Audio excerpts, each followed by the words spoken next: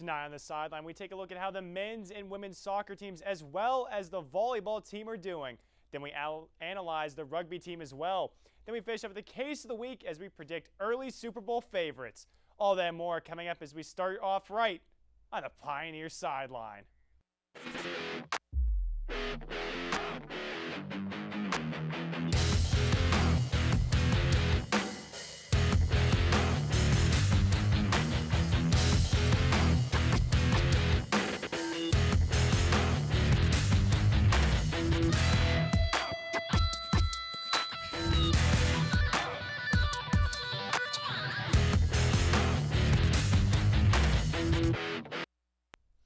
Welcome to the Pioneer Sideline. I'm your host, Chris Hoffman. We now have Kyle Anthony in studio to give us our weekly women's soccer report. Kyle, what do you have for us this week?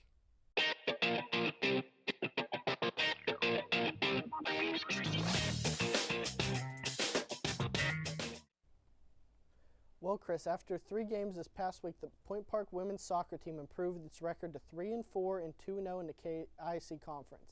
The Pioneers' string of games started Wednesday against Eastern Oregon University, where the Pioneers lost 2-0. Eastern Oregon did all of their scoring in the first half of the game, with the first goal coming just a minute 23 into the game, with the goal being scored by Erica Whitehurst. The second goal that Eastern Oregon got before the 18-minute mark really hurt because the Pioneers scored the goal in themselves. But after that, the Pioneers shut Eastern Oregon down. Forward, Megan Kuntz led the Pioneers with 2 shots on goal. Mackenzie Pinto started in goal for the Pioneers, playing the whole first half. But in the second half, Erica Rooney came in and shut Eastern Oregon down, saving all the shots she faced. Then they played conference rival Berea. Let's go to the highlights. Pioneers kicked off their KIAC action Friday against Berea as they break the huddle there. Pass comes into Lisa Tokarski. Tokarski puts a shot on goal off the hands, but just wide of the goal. Pioneers would get that a lot here early on. Corner kick comes in. Pioneers get a great header, but it's going to go just wide as well. Pioneers could not find the mark here early on, including this penalty kick coming up. It's going to go just wide. Pioneers could not keep it on frame. But the breakthrough comes on later on the first half. Carrie Kowalski, it's right on the doorstep, and she buries it. Pioneers getting their first goal in the first half all season long. They would go into the half leading by a score of 1-0, and in the second half would come out and try to do more of the same. Through ball to Megan Kuntz. Kuntz drives it right into the 18-yard box, puts off the goalie's hands, and in the net, Pioneers take a good 2-0 lead. And just for insurance purposes, Megan Kuntz does it again. Pioneers take a 3-0 lead, and they're going to win it by a score of 3-0, winning their first in KIAC action, moving up to 1-0 in KIAC play and 2-4 on the season. They continued into Saturday when they played host to Midway College and claimed its second victory, 2-0, which gave the Pioneers back-to-back shutouts and made them 2-0 in conference play. After the first half, the game was tied at 0. But that was not because the Pioneers weren't working hard. They got 10 shots on goal. The Pioneers continued that momentum going into the second half, getting 2 quick goals by Lisa Tokarski and Kara Kowalski, which are both their 3rd goals of the season. Kate Bailey, Midway's goalie, shut the Pioneers down the rest of the game and finished the game with 17 saves. Pioneers' next game will be Wednesday in an out-of-conference game at Geneva College. Now, Kyle, you see the team here.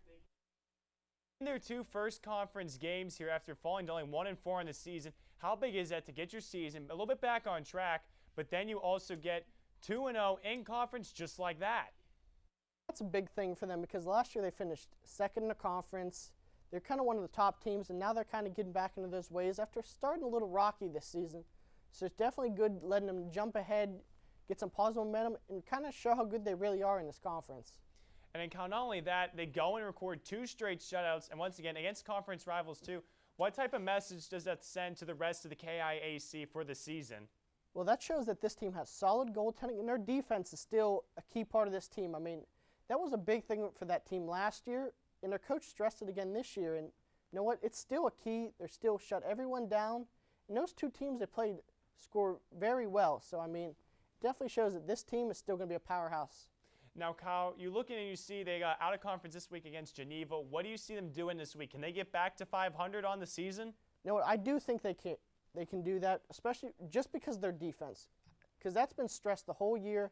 You talk to the coaches and player on the team, they say that is our strength. But now that they're starting to score, especially with players like Kara Kowalski, Lisa Tokarski, and Megan Kuntz, they're all kind of pulling their weight, getting some goals. So I think this team can get back to 500. All right, thanks, Kyle, for the women's soccer report there. Now we're going to get ready to bring Tim Hardy in for the the men's soccer team this week.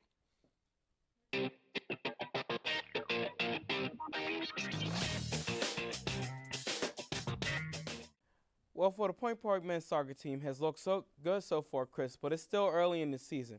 So let's get into it. First, we would like to congrats to Dominica Canelo being KISC Office Player of the Week. But let's see if he can live up to his reputation for this week. And boy, didn't look so pleasant. They faced another non-conference game against Salem International, and that didn't start off so good. Getting down early by a goal from Thomas Zabo for the Tigers. The Pioneers fought back by a goal by their own Usman Jada in the 60th minute to tie things up. It was a close game until Thomas Zabo hit a goal shortly after in the 63rd minute. There were two other goals later on, the closing minutes, but the final score being 1-4, the Tigers. Their win having 4 saves as well. They got a bit of rest, but also they had to travel all the way to Ohio, another non-conference opponent, Northwestern Ohio. Pioneers didn't look so good, falling early by 2 quick goals, first 13 minutes. Gabriel Falcon scored in the breakaway along with Pegu Nagacha, and he got us to make it 2-0. The Pioneers didn't finally score until the 64th minute, until by Usman Jada. He cut it in half, making it the final score being 2-1, but it wasn't enough. And another loss by the time to the Northwestern Ohio. They weren't playing all 90 minutes. He had only 3 saves. They lose a tough out-of-conference game 2-1. Tim, do you really see that being a factor for the team with Northwestern Ohio not being in conference? I would say it is a bit hard, Chris. I have to admit. You know, you've seen how they was playing against Northwestern Ohio. They took a tough L, but also I seen a lot of productive things going along with it. You know, they was able to find different ways of getting the game close, and it's not like they got totally blown out. So you can see something going in their way. Now, Tim, Dominic Canelo has really stepped into a role this year, is really leading the team in scoring. What do you see him doing the rest of the season? Can he keep this scoring streak going? Well, Chris, I don't really know. He didn't do so much against these 2 games, but I do have faith in him. I'm pretty sure he could be a consistent player throughout the season. You know, you have a lot of consistent players on this team, but also a lot of inconsistency as a whole team. Some players show out one week and then they don't show up the next week. So I'm saying, so what I see so far in the team is that, in him anyways, is that if he can find a way to stay consistent, they'll have at least a person they can lead on because he already showed in 1 week he could be KISC Office Player of the Week.